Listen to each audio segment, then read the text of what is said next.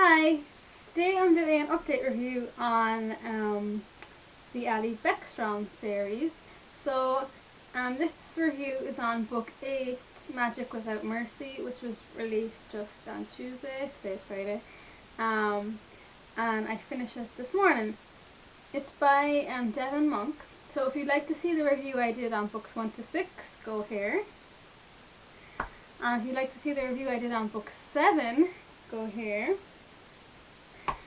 And this is on book 8. So I'm so excited to read this, and like the days leading up to when the book was going to come out, I was really excited. And Devon Monk is quite good actually. Like Devon Monk and Rachel Kane are the best for bringing out books. I think like 6 months you wait for a book, which is really short compared to the average time, which is about a year.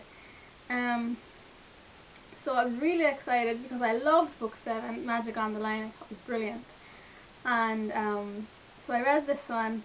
So I started last night.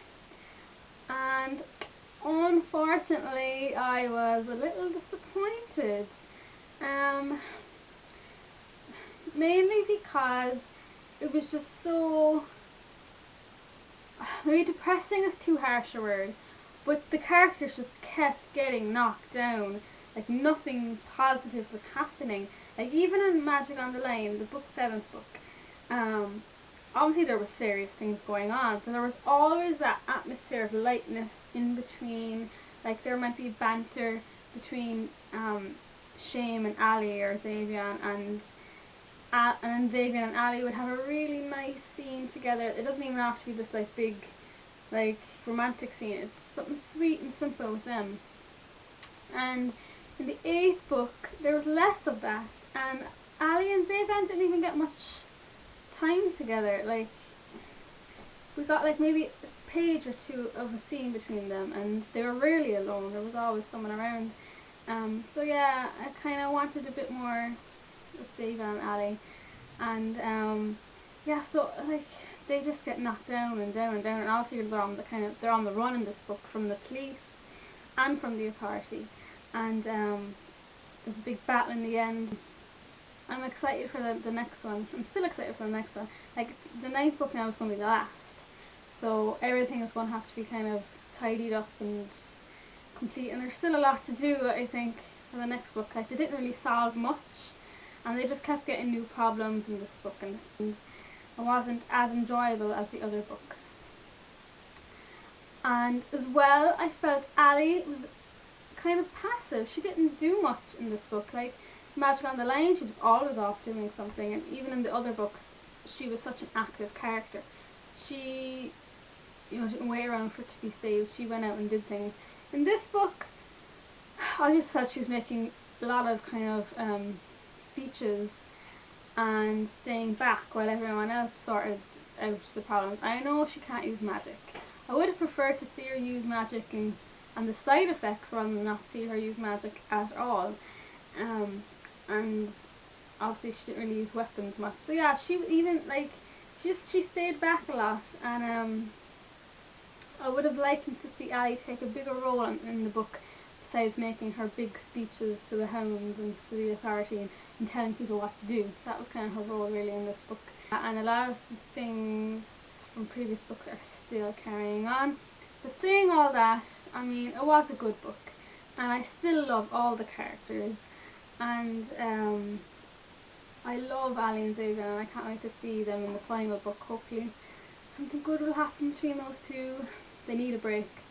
So overall, it's a good enough book, but it just left me a little bit disappointed because I had such high expectations after the last one, which I thoroughly enjoyed.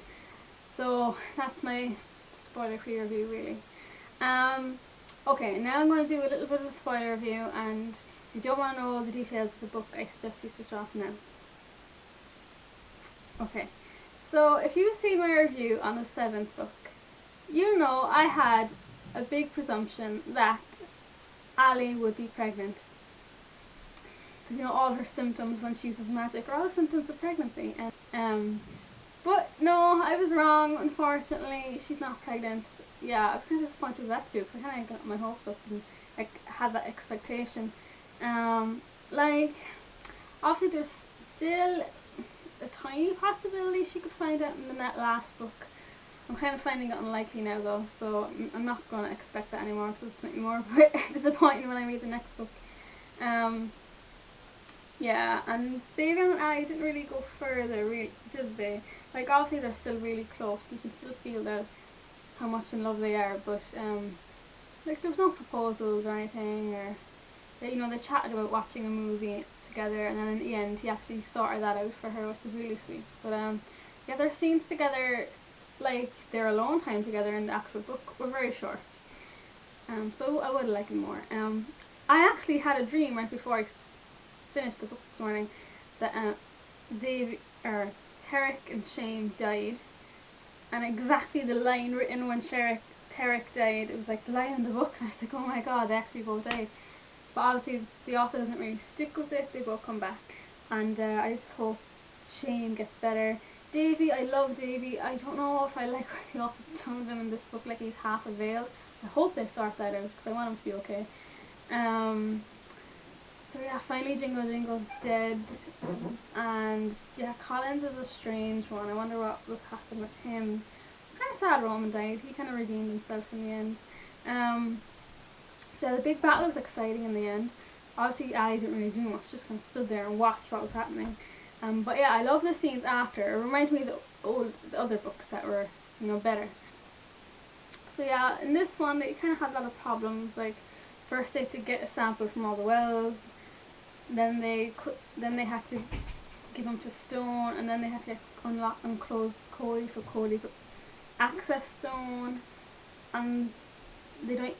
That's all just to fix the whole poison magic problem, and they didn't actually manage to do that, fix it. So that's one big major problem, and the other one is the whole fighting those ghosts. How are they so powerful? I don't know. Yeah. So nothing new is happening anymore in this series. It's just all a big continuation. Like, some series, obviously there's an element running through all the books, like a continuing thing. And then there might be like one new problem that started and ended in each book. The Allie Beckstrom series doesn't really do that anymore. It's all the same story continuing. And the dad is still there. I wanted him to just leave really early on. I hate those, two minds in one body type storylines. So yeah, I kind of guess we wouldn't get rid of him till the last book, but he wasn't too bad in this one. So yeah, the last book now. I hope it's like the best of the series. It would be brilliant if it was, because to end it all. And I am going to miss all the characters so much, because they're so likeable and they're all different, and you always have your favourites.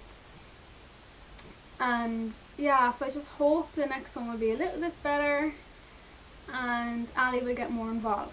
But yeah, that's that. And so let me know what you think of it if you read it. And thank you very much for watching.